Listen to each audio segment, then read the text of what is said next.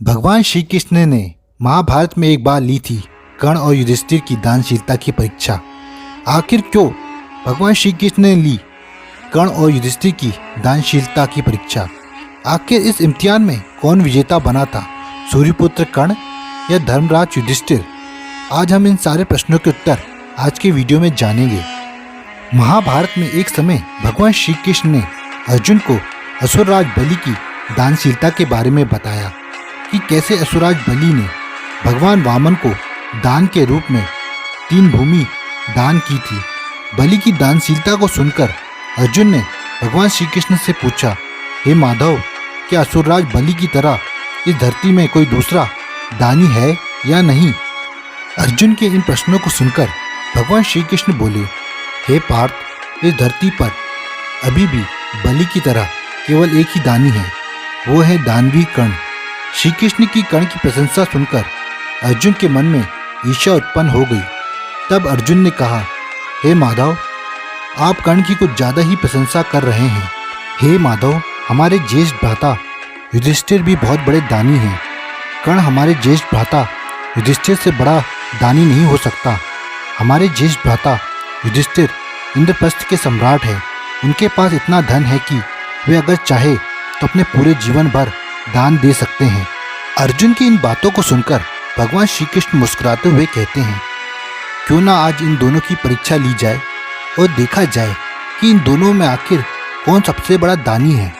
तब भगवान श्री कृष्ण और अर्जुन ब्राह्मण वेश धारण करके धर्मराज युधिष्ठिर के पास जाते हैं। ब्राह्मणों को देखकर धर्मराज युधिष्ठिर ब्राह्मणों का स्वागत करते हैं और कहते हैं, हे ब्राह्मण देव, आपको क्या चाहिए? तब भगवान श्री कृष्ण और अर्जुन एक मास चंदन की लकड़ी मांगते हैं। तब युधिष्ठिर यज्ञ कार्य हेतु चंदन की लकड़ी देते हैं। तब ब्राह्मण इस दक्षिणा को अस्वीकार कर देते हैं और कहते हैं कि यज्ञ कार्य हेतु चंदन की लकड़ी हम नहीं ले सकते। ऐसे में बारिश हो रही थी। तब धर्मराज युधिष्ठिर सोचते हैं कि कैसे सूखी चंदन की लकड़ी दी जाए। तब धर्मराज युधिष्ठिर कहते हैं, इसके बदले में आप 1 मास स्वर्ण मुद्रा ले ले। तब ब्राह्मण देव कहते हैं कि आप मुझे स्वर्ण मुद्रा ना दे बल्कि चंदन की लकड़ी दे राजन। इसके पश्चात ब्राह्मण रूपी कृष्ण और अर्जुन कर्ण के पास गए और वही शर्त रखी जो धर्मराज युधिष्ठिर के पास रखी थी और कर्ण से कहा, हे राजन, हमें यज्ञ के लिए सूखी चंदन की लकड़ी नहीं चाहिए। तब ब्राह्मण देव के इन वचनों को सुनकर कर्ण ने कहा, हे ब्राह्मण देव, आप कुछ समय के लिए यहाँ रुके, मैं आपके लिए चंदन की लकड़ी का प्रबंध करता हूँ। तब कर्ण अपना धनुष उठाकर ब्राह्मण देव के सामने आए, जिसे देखकर ब्राह्मण रूपी अर्जुन चौंक गए और सोचने लगे कि कर्ण सूखी लकड़ी के लिए अपना आग्नेय अस्त्र चलाएंगे, जिससे तो लकड़ी जल जाएगी। तब कर्ण अपने बाणों से प्रवेश द्वार को तोड़ देते हैं, जो कि चंदन की लकड़ी का बना हुआ था। इससे ढेर सारे चंदन का ढेर लग गया। तब ब्राह्मण रूपी कृष्ण ने इस दान को स्वीकार करते हुए कहा, हे राजन, इस लकड़ी में अनेकों का स्पर्श हुआ है।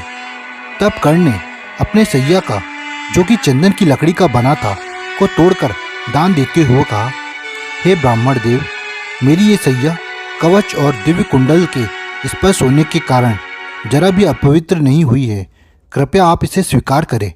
तब भगवान श्री कृष्ण ने कर्ण की परीक्षा लेने की सोची और कहा, अंगराज, अगर मैं इसे स्वीकार ना करूं तो आप क्या करोगे?